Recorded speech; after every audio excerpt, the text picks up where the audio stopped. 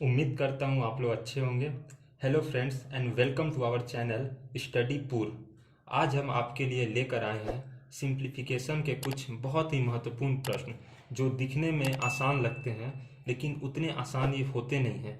दोस्तों, हम इन सारी मैथ में कॉन्सेप्ट और ट्रिक दोनों डिस्कस करेंगे। आप दोनों सीख लीजिए और एग्ज़ाम में आपको जो भी सुविधा पड़े आप उसका यूज कर सकते हैं। तो आइए दोस्तों, बढ़ते हैं अपने पहले प्रश्न की ओर। पहला प्रश्न आपकी स्क्रीन पर ये है। एक ये नंबर सीरीज है जो कुछ पर्टिकुलर टर्म के साथ बढ़ रहा है। दोस्तों, इस टाइप के प्रश्न को पहले हम कॉन्सेप्ट की तरह से डिस्कस करेंगे। दोस्तों, क्या हम 1/2 को 1 - 1/2, 1/6 को 1/2 -1/3, 1/12 को 1/3 -1/4, ऐसे ही 1/30 को 1/5 -1/6 लिख सकते हैं। दोस्तों, अगर ऐसे लिख सकते हैं तो क्या 1/2 से 1/2 और 1/3 से 1/3, 1/4 से 1/4 और 1/5 अपने पहले वाले से कट जाएगा और सिर्फ 1 और 1/6 बचेगा। दोस्तों, इसका एलसीएम लेकर हम अगर करना चाहें तो 5/6 आंसर आ जाएगा।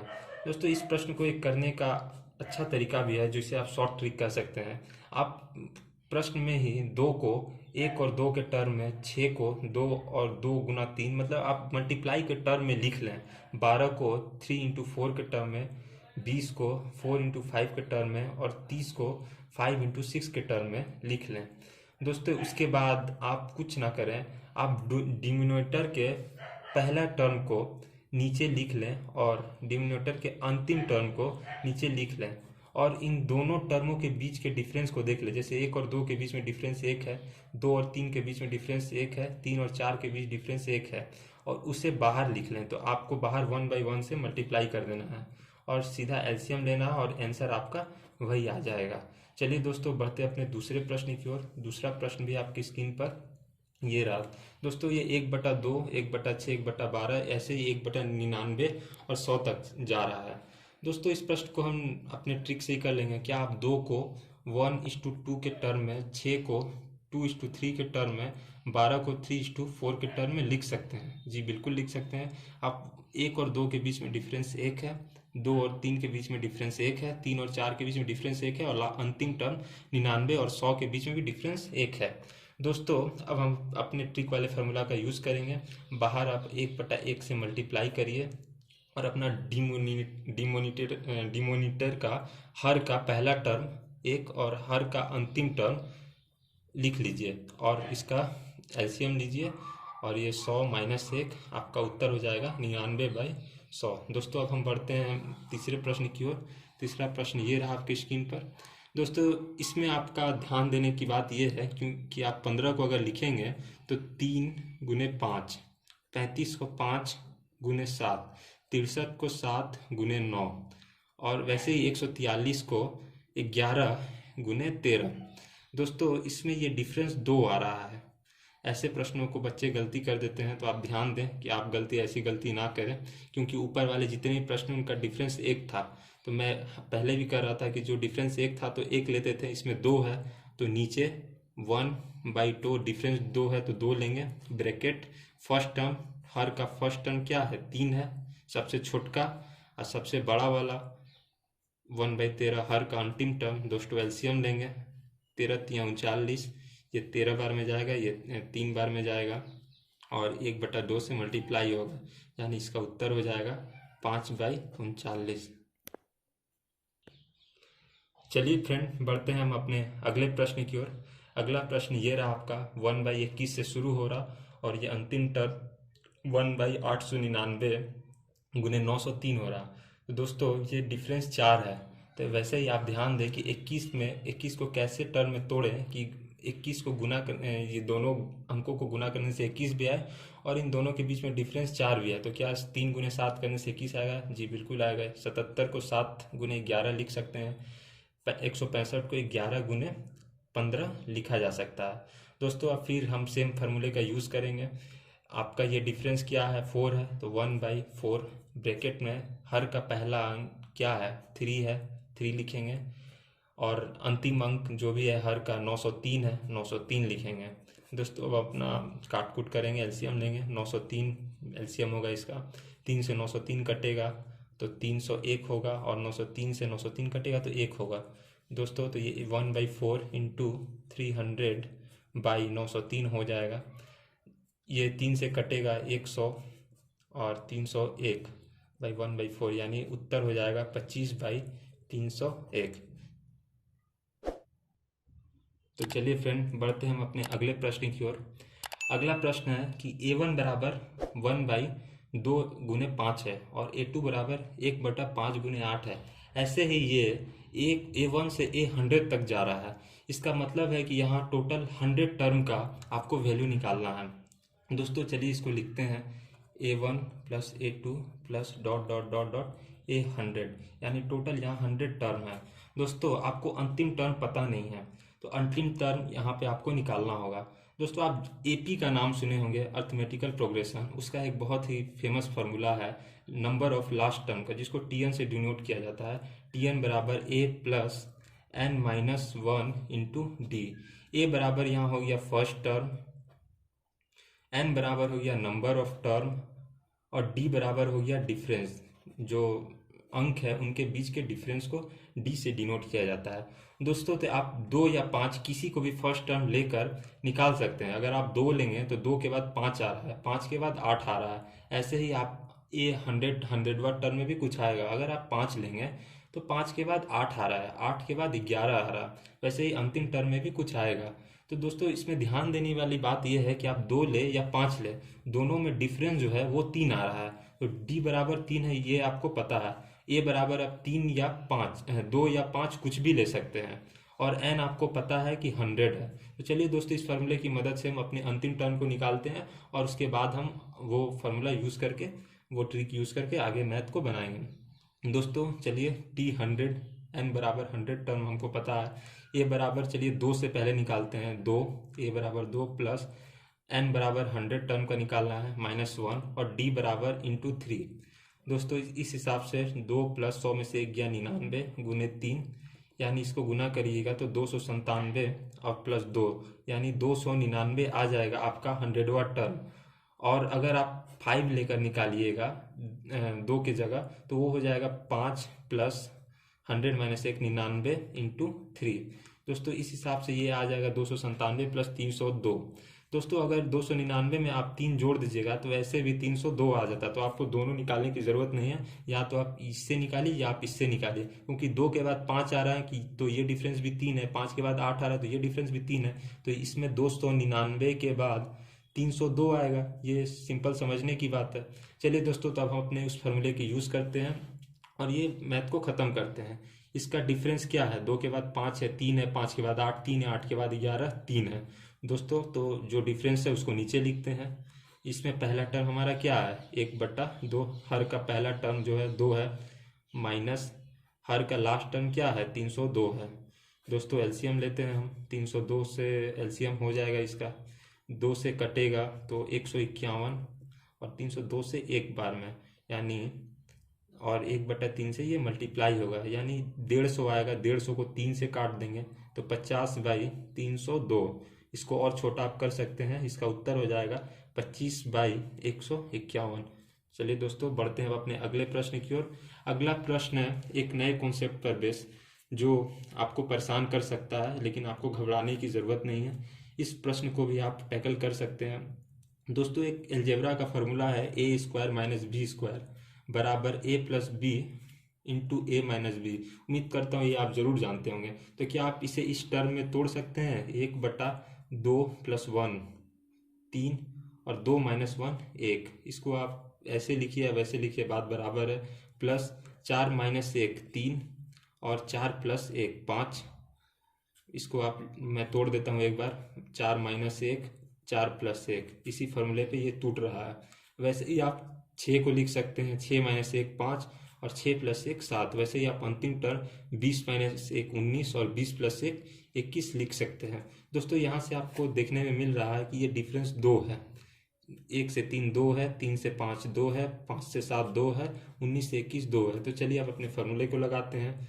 1 बटा नीचे जो डिफरेंस है 2, हर का पहला अंक क्या है? 1 है, हर का अंतिम अंक क्या है, 21 है।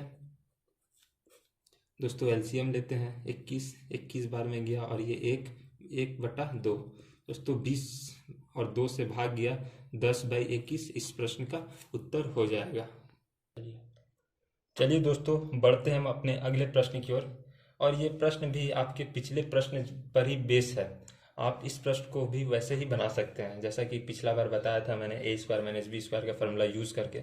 वैसे ही आप 7 - 3 और 7+3 यानी 7 - 3 4 और 7+3 10, यानी इसको 4 और 10 के टर्म में लिख सकते हैं। ठीक बिल्कुल 13 - 3 10 और 13+3 16। वैसे ही 19 - 3 16, 19+3 22। वैसे ही अंतिम टर्म 49 - 3 आपका हो गया 46 और 49+3 52। दोस्तों इसमें आप डिफरेंस देखेंगे तो ये 6 का आ रहा है। 4 से 10, 10 से 16, 16 से 22 और 46 से 52, 6। आप उस फार्मूले का यूज़ करेंगे, नीचे जो डिफरेंस है 6 लिखेंगे, ब्रैकेट हर का फर्स्ट टर्म 1/4, हर का लास्ट टर्म 1/52। दोस्तों एलसीएम लेंगे, 52 एलसीएम 4 से कटता है तो 13 से ये कटेगा 13 बार में, 52 से ये 1 बार में, और 1/6 तो है ही, और ये 12 आएगा, 12 को 6 से काट देंगे 2/52 और इसको काट देंगे तो 1/26 उत्तर आ जाएगा। उम्मीद करता हूँ आप इसे काट कर आगे कर सकते हैं। चलिए दोस्तों बढ़ते हैं अपने अगले प्रश्न की ओर। चलिए दोस्तों बढ़ते हैं हम अपने अगले प्रश्न की ओर।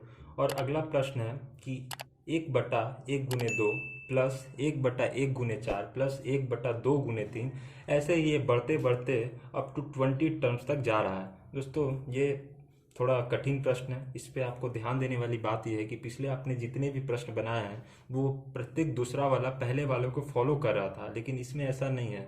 1/2 हो रहा है, 1/4 हो रहा, फिर 1/6 हो रहा है, 1/28 जा रहा। आपको इसमें ध्यान देने वाली बात यह है कि ये जो पहला टर्म है ये तीसरे के साथ है और तीसरा टर्म पांचवे के साथ है। वैसे ही जो दूसरा टर्म है वो चौथे के साथ है और चौथा टर्म जो है वो छठे के साथ है। दोस्तों आप देखिए वो फॉलो कर रहा है, 1 2 हो रहा, फिर 6 हो रहा, फिर 12 हो रहा, वैसे ये 4 हो रहा, 28 हो रहा, 70 हो रहा।